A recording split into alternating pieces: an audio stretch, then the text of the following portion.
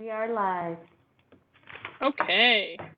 Well, it being 5:30, I am going to call to order the February 8th, 2001 meeting of the Finance and Personnel Committee. And Felicia, if you could please help us with the first item, it is the roll call. Sure. So we have Alder Young. Here. Wonderful. Alder Taft. Here. Alder Minkma. Here. Alder West. Here. And then no Alder Tate as of yet. Oh, Not no, yet. it looks like it's here. Okay. And Alder Tate. Present. All right. Excellent. All right. So that means our next item of business is the approval of the minutes for the January 25th, 2021 meeting. Move to approve. Second. Seconded. Any discussion on this item? Seeing none, all in favor of approving the minutes, please signify by saying aye. Aye. All opposed? Motion carries. The next item or the first item, I should say, is item 79-21, communication sponsored by Alder Perez. Oh, sorry. Usually, Felicia, you read these. Sorry. Please continue, Felicia. No problem.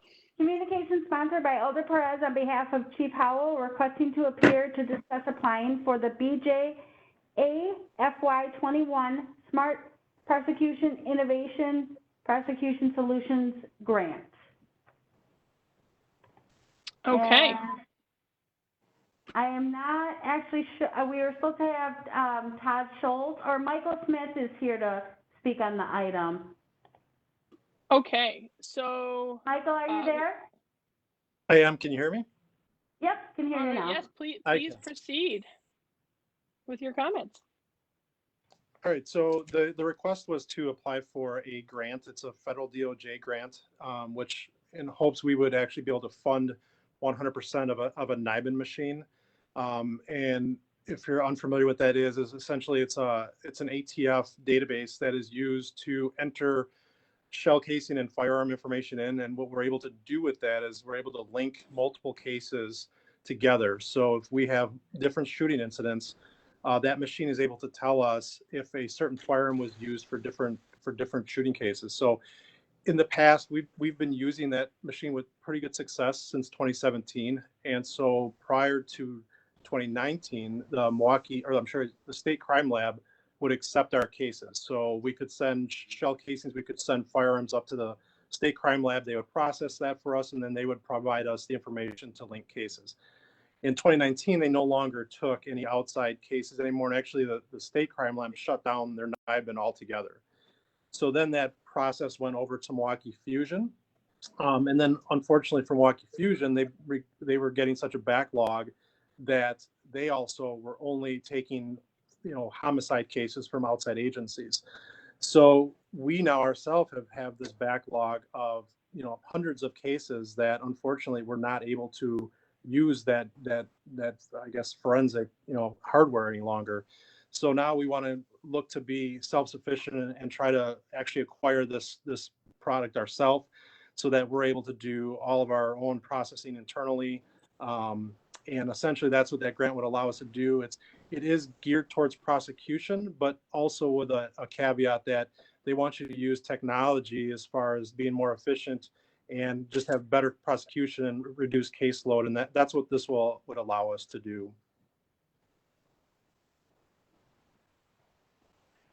Does anybody have any questions for Mr. Smith?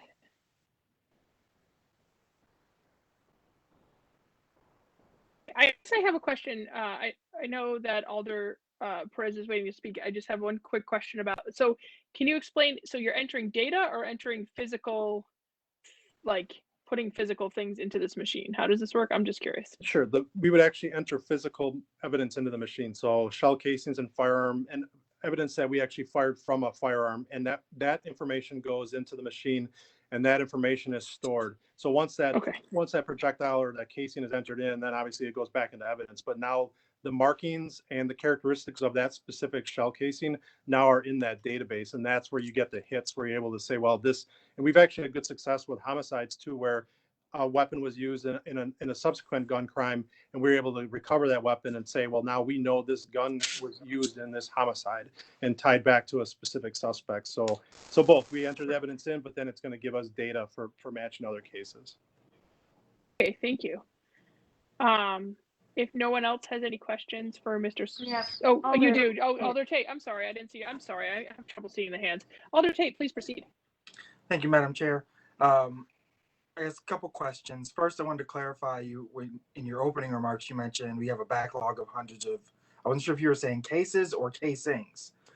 So could you clarify whether we have a backlog of hundreds of specific firearm related cases or shell casings that are yet to be processed and determine whether they're connected to separate cases themselves? Sure. Both actually. So just real quickly, like in 2018, we submitted 213 cases. So individual case, complaints. So one case might include either a weapon or it can include 20 shell casings. So we sent 213 cases through to the NIBIN. We were able to get 62 links back or other matches back. And then if you go now to fast forward to 2020, we had 367 cases we could have submitted, but because we no longer were able to do that, we only submitted 38 through the NIBIN system, and we were able to link 15 of them, but unfortunately, there's a vast majority of that cases that we were not able to submit that we just still have in our evidence. Okay. And then my follow-up, thank you. My follow-up question is, so we're looking to apply for this grant, which I imagine would cover the entire costs of purchasing this technology and hardware. What are some of the projected maintenance costs that might not be covered under this particular grant?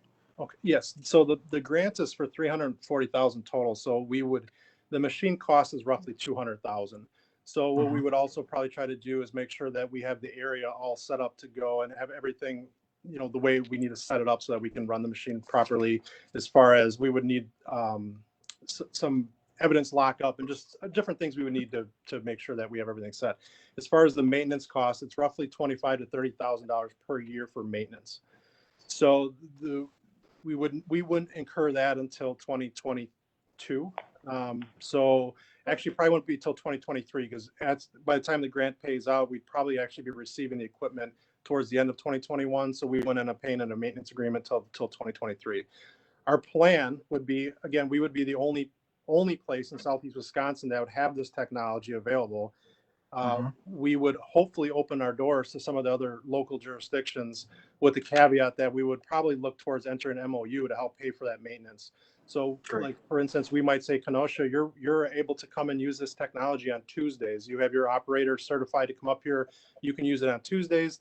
The caveat is we're going to obviously look for some assistance with covering that maintenance agreement moving forward. All right. Well said. Thank you. Next hand I see is Alder Miekma. Alder Miekma, please proceed. You're muted. That is correct. For both acknowledging me and reminding me to unmute my microphone. So just a quick comment and then a quick question about this. I was able to get on grants.gov and read this over, and it seems like seems like a really good fit for this. It seems to be now of all time. All right. Anywho, so this seems to be a really good fit. So I appreciate that this is what you're trying to accomplish with this. My question is, you were talking about obviously, the service not being as available, you're not being able to do or track all the cases you had previously wanted to track. Is there an opportunity if we ever get to the point that other communities would be able to utilize this service, or is this something that we're only going to keep in-house and use for? Obviously you have cases backed up, so it won't be available to other communities anytime soon, but is that a future possibility? It is. And a lot of the cases that we do, a lot of the stuff that we've already had our cases sent up do link to Milwaukee or Chicago. So obviously that there's obviously a connection between other communities. So yes, we would like to open it up to surrounding jurisdictions to use. The tricky part with that is going to be there's two parts to the process. One is just the data entry. The other second process is the correlation, right? So you can enter the data, but then you have to have someone to actually be able to look and correlate those cases together. So if we were to open it up to other jurisdictions, the tricky part we would have to do is make sure that we don't overpromise something that we can't fulfill. So ATF right now, I do have a request out through ATF to be able to join their correlation center. In that situation, it'd be really great for us because if ATF will do all the correlation, we're just doing data entry. And then, like I kind of spoke to earlier, that if we wanted to open it up to Kenosha or Racine County or any of the local jurisdictions, it's pretty easy for them to train an operator. So again, we could say, Racine County, you have Mondays, and Kenosha, you have Tuesdays. And then again, try to get them to help us pay for that maintenance agreement. So yes, so we would like to open it up to the surrounding jurisdictions, but we'd have to make sure we get the correlation part kind of fine-tuned before we open that door up. Otherwise, if we're responsible for correlation on our own, then we're gonna have to be a little bit limited. We might open up to surrounding jurisdictions for similar to what Fusion does. We might say, Kenosha, if you have a homicide, we'll be glad to take that case. We just won't be able to take all of your shooting cases. Oh, that's great. Thank you so much. Okay, and I see Alder Tate's hand up again. Alder Tate, please proceed. Just wanted to clarify. So we're applying for 340,000, or that is the standard allocation for this particular grant? That is the top awarded amount for the. Okay. So again, we'll have to put our budget together and get a final number. We would like to also, if we can afford into that money as well. A lot of places have just a small shoot chamber where you can actually test fire the weapon you have. Right. So we don't have to take them out to the range. So we are going to try to see what Fusion Center has and try to mimic their setup slightly. So that is one step we need to do, is go up there, see what they have, see what equipment we might need to perfect, make sure everything's kind of perfect. So I would try to get as much as obviously in that budget as we can of what they're offering. Okay. So we may apply for the maximum amount, but end up getting less, meaning, as we look to purchase this, hopefully the minimum amount we will get is to cover the costs of the equipment itself. But Correct. There may be some room in there that has to be sorted out. Correct. The Okay. machine would be what we would need. And if for some reason we were only able to get the machine, we still, plan B, we still are able to make all that work. We just a little more cumbersome. We would take the weapons and test fire them out at the range. Not a huge deal. Just logistically, we just have to work that out. So. Okay. All right. Thank you. One more question. So if we don't have money coming in from surrounding communities, is this the maintenance cost a reasonable thing in the budget if we don't end up getting any help? I imagine we will, but just in case. Yeah, I think to have this resource and what it gives us, I think that'd be reasonable to add that into the police department's budget moving forward. But I am pretty positive to be able to get buy-in from the surrounding jurisdictions, because again, we would be the only one, other than Madison's trying to get a machine now. Other than that, we'd be the only one in the state besides Milwaukee Fusion to have this. Okay, great. And then what time would when would this get here if we were successful in this application? Yeah, so the grant's due March 29th. It looks like it pays out sometime around, it's awarded sometime in September. Realistically, it's probably about 8 weeks to get the equipment. So my hope would be that by the end of this year, we would have that equipment in place. Okay, great. Let me just check my participants. Okay, I do not see any more hands. So thank you, sir. Thank you. I would be happy to take comments from Alder Perez at this time.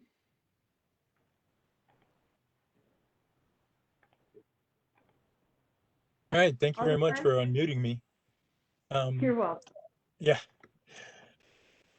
When I was approached by the chief about this particular machine, I got really excited. We're in a position to be, again, show the community and show those people around us that we're a top law enforcement agency. One of the things that we've been able to do in the past is take this information somewhere else. This gives us a great opportunity to be in-house. It's an excellent and essential crime fighting tool. And that's really what it is, a tool. It needs to be used properly, and it needs to be used to help make our community safer. And that's done by the information input and seeing who's responsible for what kind of weapons are responsible for what. As I looked at it, I thought, what a great opportunity for us to shine in the community overall. It gives other departments the opportunity to have some mutual understanding and mutual relationships with us as we move forward. It gives them an opportunity also to um, provide some of the funding for maintenance as we move forward as well, which I thought was an excellent situation. Um, it has a lot of potential. Right now, we're very limited in the resources that we have available for processing bullet information, and the Nibbin machine definitely does that. And if we can house it ourselves, we can continue to be a top law enforcement agency here in the county. People will be coming to us for the service, surrounding communities, surrounding counties, because it's just not available anymore throughout the state that's accessible to us. I think it's a great opportunity. We're just at this point requesting the funding or requesting permission to apply for the funding. So of course, there's still a lot of steps in the process. I'd encourage you all to consider passing this. A lot of the other comments that I had were already said, so there's no reason to repeat them.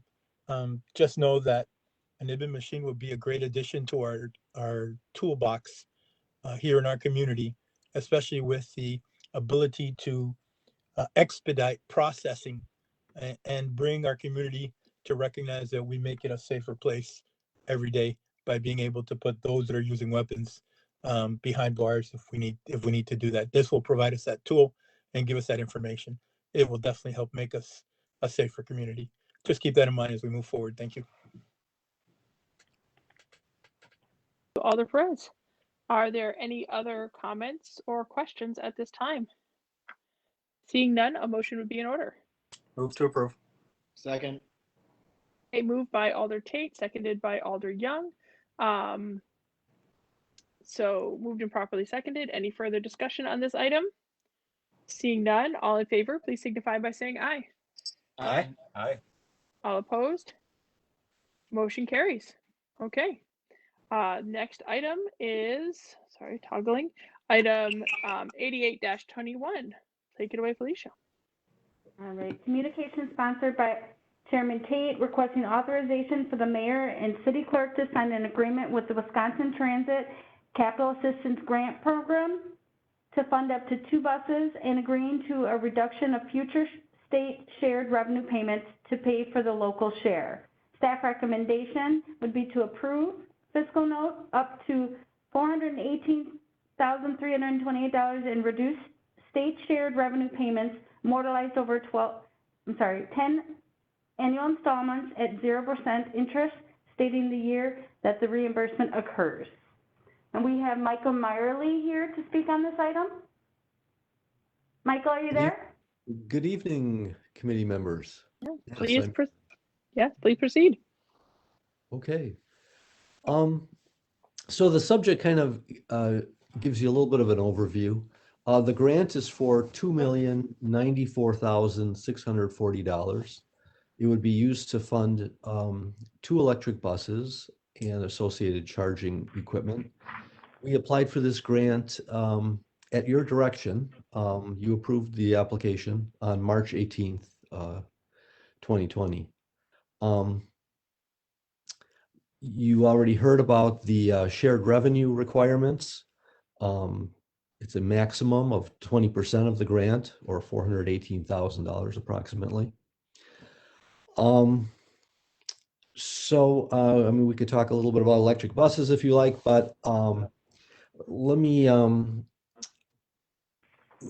this grant is a little bit complicated now because we actually have 3 grants for the same electric bus program. We're seeking a total of 9 electric buses.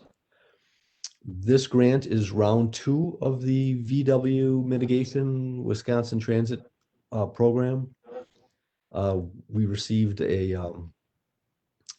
also received a federal Low-No grant, and we used our first round of VW mitigation funding as a match for the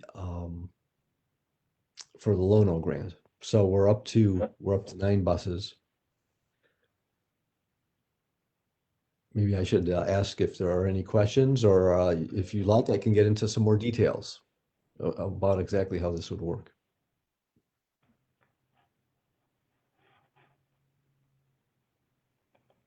Sorry, I'm showing my mute button. I see a question from Alder Young, so I would start there, I think, for more information. Yes, thank you. Mr. Miley, would you have any insight into what resources are left in the VW mitigation program and if the city of Racine is going to pursue more resources from that investment from the state?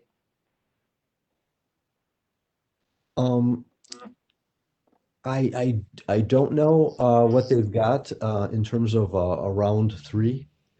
What I can tell you from our perspective is that so there's actually a lot of good news with our bus replacement efforts. We about I don't know, a year and a half ago or whatever, I was sitting at my desk thinking, how are we ever going to replace the 13 buses that we need to replace? We've gotten grants for 4 diesel buses and 9 electric buses, which completely funds our need for 13 bus replacements. We won't actually have more buses that are eligible to be replaced for 2 years. That's 2023. So we don't really need any additional VW funding right now. In fact, what we're planning to do with this round of grants, this 2 million, is by using this grant to fund these 2 buses, we can take some of the Low-No grant, the federal Low-No grant, that would have otherwise funded these buses, and use it to fund a battery lease. There are some real advantages to leasing the batteries. Initially, it costs you more. It would cost $487,000 more, but it saves you over the 12-year period of the life of a bus $1,277,000. So we're spending a little more grant money that we're getting upfront here to save ourselves money over the course of the program. The other nice thing about leasing batteries, I'm sorry, is that by leasing the batteries, they stay in the responsibility of Proterra, the company that we're working with, the provider of buses, which they're the experts in batteries and battery charging. We are not. So it leaves that responsibility with them. So otherwise, if you don't lease the buses, you're left with a situation that we learned about. And that is batteries in electric buses tend to last about 6 years. They actually decline in the amount of charge that they hold, just like your cell phone. When it's new, it retains a charge better than it does later on.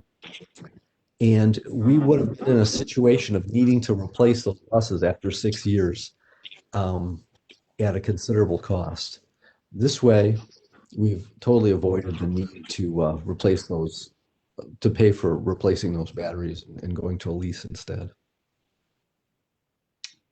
Yeah, I've been checking with. All right, I've been checking with our partners at the Federal Transit Administration, with the state VW grant. The FTA, the Federal Transit Administration, is fine with leasing batteries. So that's so we will be using their funds to lease the batteries. Thank you, Mr. Marley. I just want to express appreciation for you aggressively pursuing these grant dollars to upgrade our aging fleets. It's important.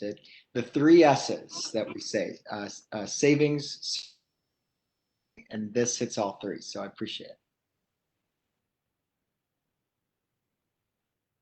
Well, thank you for saying that. Does anybody else have any questions for Mr. Meyerly? I don't see any hands. Okay. Thank you, Mr. Meyerly. So a motion would be in order at this time. Move to approve. Okay, so moved by Alder Tate II, seconded by I don't know, either, I think I saw Alder Young. Oh, Alder West, you got it. Seconded by Alder West. And is there any further discussion on this item? Okay, seeing none, all in favor, please signify by saying aye. Aye. Aye. All opposed? Okay, motion carries. So thank you very much. And so that takes us to, I believe, the final item on our agenda, item 89-21. Take it away, Felicia, please. This is a communication sponsored by Alder Taff on behalf of the Finance Director, submitting the presentation of third quarter 2020 fiscal results in the September 2020 investment schedule. Staff recommendation would be to receive and file, and there is no fiscal notes. And then Kathleen will be speaking on this item. All right, Administrator Fisher, please, you are recognized. Thank you, Chairwoman Taft. So tonight I have a couple of presentations for you relating to the September fiscal results, so September of 2020, and then the September investment schedule as well, to give you an idea of where the results looked like in September of 2020. And I'll give you a little preface as to what I think the year-end results will be, but I'll come back with an actual formal presentation with the year-end results probably in the next month or so. We're still doing final accruals and things like that for year-end. So tonight I will start with the document that's attached that's called September 2020 results. And on page 1, it should start with the general fund. So I'm going to present to you tonight our two largest operating funds in the city. The first one being the general fund, which is the majority of our operations. And then the second one is the health insurance fund, which is obviously another very costly piece to our budget. And I do like to give updates on that as well. So starting with the general fund expenditures, which is page 1 of your document there. This document goes through each one of the different departments within the city.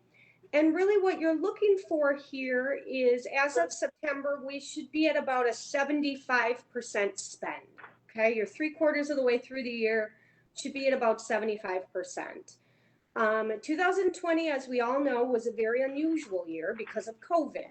So some of the departments, particularly the small ones that had large expenses relating to COVID, look a little bit strange as of September. I will say that all of our expenses associated with COVID that were unanticipated in terms of, we had professional services for outreach and we had a lot of supplies and stuff that we had to buy and PPE. Those were all reimbursed through routes for recovery, and we'll look at that a little bit on the revenue side of the equation. Okay, so each one of these departments you'll go through. General administration is the mayor's office as well as the common council.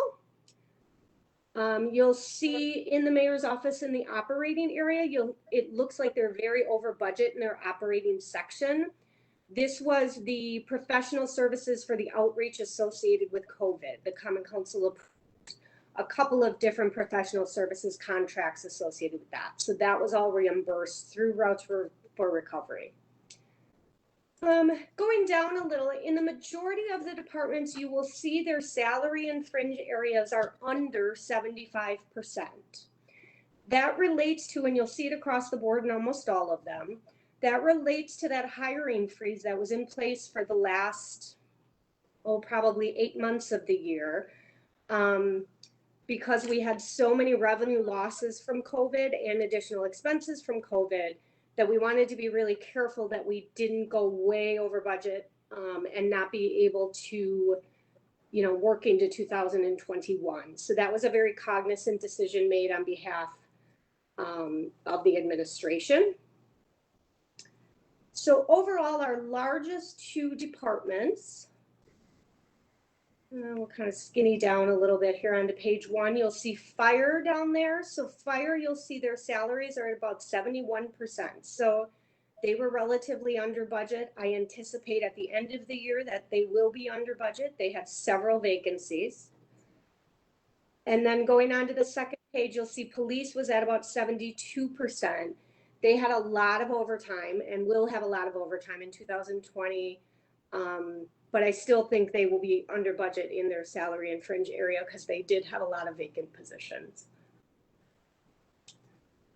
Public Works still right around 75%, 76% in Public Works. So they should be right on budget at the end of the year. Parks well under budget, mostly because of part-time salaries, because many of the part-timers didn't work because of COVID, the community centers, whatever that may be. City Development, we had some vacant positions. So down at your grand total on page 2, you'll see salary and fringe, which is the majority of our budget, is about 73%. So you're about 2% under budget. Operating expenses are about right on, which I would anticipate. Interdepartmentals, which is building complex and MIS charges, interdepartmental charges at about 70%, for a grand total of about 72%. So I would say the general fund will be at least 2% under budget. So I'm thinking there'll be about $1.5 million under budget at the end of 2020. On to page 1, you'll are there any questions on page 1 or page 2 before I kind of flip through to the revenue side? I don't see any hands.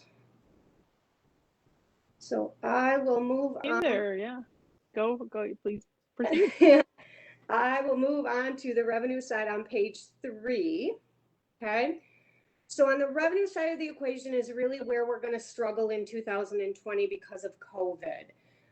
Property taxes are going to be just fine. The intergovernmental revenues, because the majority of that is shared revenue, you'll see that only at 34% as of September. It's because we get our major shared revenue payment in November. But I expect that to be right on budget. Where we're really going to struggle in 2020 is in license and permits, fines and forfeitures, and charges for services. Each one of those categories will be significantly under budget because of COVID. So the savings that we're going to see on the expense side of the equation is intended to offset this loss in revenue.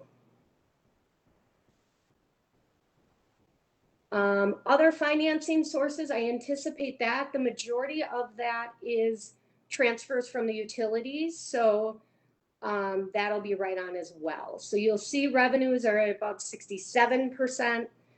Again, I would anticipate us being at least $800,000 short on the revenue side of the equation, at least in the general fund at the end of the year. Moving on to the health insurance fund, which is actually quite interesting. So if you'll recall, in 2020 was our first year under the high deductible health plan. It was also COVID. So we have multiple things going on in the healthcare fund. You will notice on this very first part is the expense side of the equation. Our claims for both prescriptions and health are way under what we anticipated them being. The actuaries, we've talked to them several times, the benefit managers, the actuaries, they're not altogether certain whether that's because of the high deductible health plan or because of COVID. I think it's a combination of both. But we definitely will see us be about $3 million under budget in healthcare expenses. Now, this was anticipated when we did the budget for 2021. I knew that we would have some savings here. What we don't know is whether everyone's going to go to the doctor in 2021 and whether we're going to have a spike in claims. So we're being a little bit conservative with that kind of 3 million, and we'll revisit that again when we do the budget for 2022.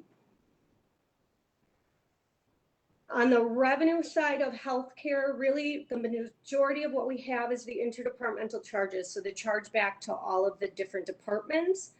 We then have employee contributions, retiree contributions, and insurance rebates. I was a little too aggressive on the employee and retiree contributions, so I ticked that down for 2021. So I think the revenues might be a little short in the healthcare fund, but the expenses will be way under. So that's your major results for September of 2020. Does anyone have any questions before we move on to the investments?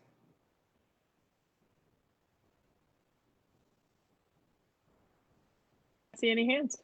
No hands? Okay. All right. Investments. Let me just get there. Okay. So each quarter we give to the Finance Committee a list of all of the city's investments.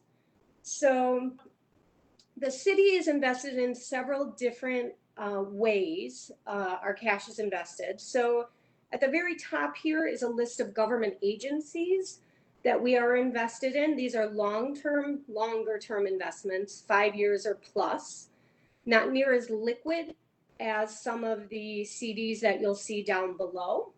The purpose of the long-term investment normally is to capture a higher interest rate. Going into the end of 2020 and right now into 2021, the interest rates are just really, really, really low. Like we can all borrow money for really, really cheap right now. We also invest money at a very, very, very low interest rate. So the city does its best to hang on to some of these higher interest rate investments. So you'll see some of them up there at the above 2%. That one will mature soon and will kick off, but we try our best to get the highest interest rate as is possible.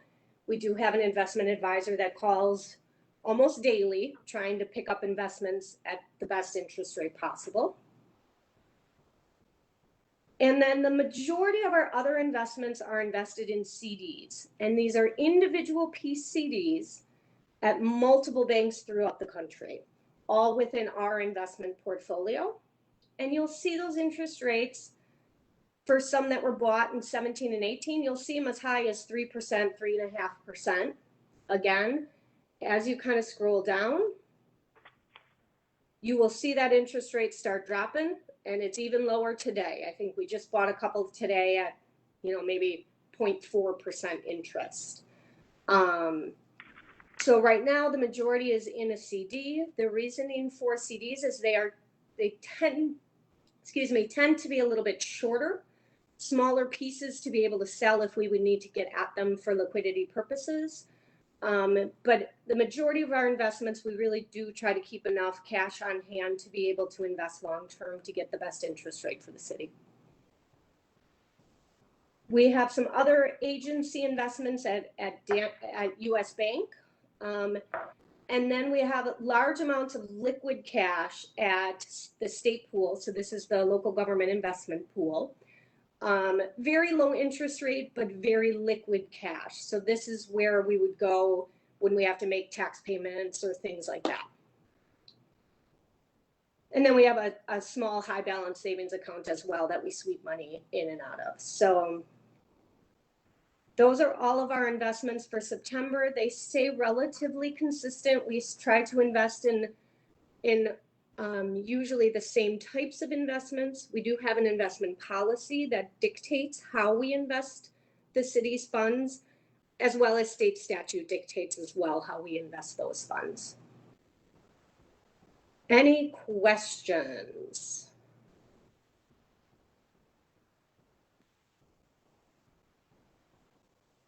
I do not see any questions. Oh, I do see Alder a question from Alder Tate. Please proceed, Alder Tate. Thank you, Finance Director / Interim City Administrator Fisher, for the presentation. So, reading through this list, I remember a few years back when we recognized that there were some entities that we wanted to divest from, such as Wells Fargo at the time, because of their unsavory practices and its disproportionately negative impact on people in our community. Yes. How often are we kind of examining the entities that are kind of listed here in terms of whether let me back up there. Do we have, as a city, kind of an established kind of moral clause, if you would, in terms of who we allow our, city funds to be invested with, to ensure that we're not, investing in something that might be objectionable from an ethical or moral perspective? That's a very good question. I would say that our investment policy does not really cover kind of a morality clause, but I could certainly look at revising that or taking a look at some other communities to see what kind of language they have in their investment policy. Ours is pretty consistent with all the others, but Madison might have a little bit better language relating to things like that, but our policy does not really cover that. Okay. I would be interested in perhaps exploring that further. Mhm. There's, I don't expect you like know every, about every entity that's listed here. Yeah. But one did jump out to me that I just felt like I had to say. Bank of China, New York City. Do you have any insight that you can share with me as far as whether the city of Racine is investing in China? Right. Just gotta know. I can certainly take a look into that. And you know what may be good, and I was thinking about it as I was preparing this, and I don't think that Dave ever really did this, but it might be valuable to have our investment advisor come and do a presentation for you guys. He's going to have a lot more of the details on the individual investments. That may be very helpful. I agree. But I mean, this is a very lengthy list of, entities that we are investing in, or with. It definitely is. It definitely is. So I think that is worth having him come again. I don't think he ever has. And I think that would be really valuable to hear from him. Okay. And then I guess the last question I have is, I mean, obviously the action we would take today would be to receive and file. However, I do think it would be of value for the remainder of the council to kind of get this overview as well. So I would be interested in including that in the motion to, although this will be a receive and file, not something that the council has to respond to, still having it move forward in the agenda for presentation purposes for the next coming council meeting. Sure. Yep, I would second that. That seems like a good plan. I know you don't need to second it, but I know. You're not making the motion? I mean, I wasn't making a motion yet. I was going to wait until, we got through discussion. So Okay. That's all for me. Thank you. Okay. Is there anybody else who'd like to has any comments or questions? Alder Young, please proceed. Thank you, Madam Chair. Yeah, this was a wonderful report, and I appreciate you going in depth with our investments, our revenues, and our expenditures, Interim City Administrator. To Alder Tate's point about having some moral compass associated with our investments, I'm aware that there is a Dow Jones Sustainability Index, which measures both the social and environmental impact of mutual funds and those types of investments that cities, large universities make in order to meet their budget like we're doing today. And I would appreciate as we move forward to see maybe if we have somebody from our firm present on if we use that index or what types of resources we use to measure our social and environmental impact. Fantastic. I will make a note of that. Thank you. Yep, that's certainly, I would support that information being brought forward at a later meeting. Okay, I'm looking for hands, see no hands. If anybody would like to make a motion, now would be the time. Move to receive and file. However, request that this same presentation be made to the Common Council at the next scheduled meeting. Second. Okay, moved by Alder Tate, seconded by Alder West. Is there any further discussion on this item? Okay, seeing none, all in favor, please signify by saying aye. Aye. Aye. Aye. All opposed? Motion carries. That means, I believe, I will double check that we have exhausted our agenda. Why is everything so complicated? Sorry with the toggling. Yes, okay. We are, in fact, adjourned. Thank you, everybody, for your help. All right. Good night, everyone. Stay safe, everyone. Lovely evening. Stay warm.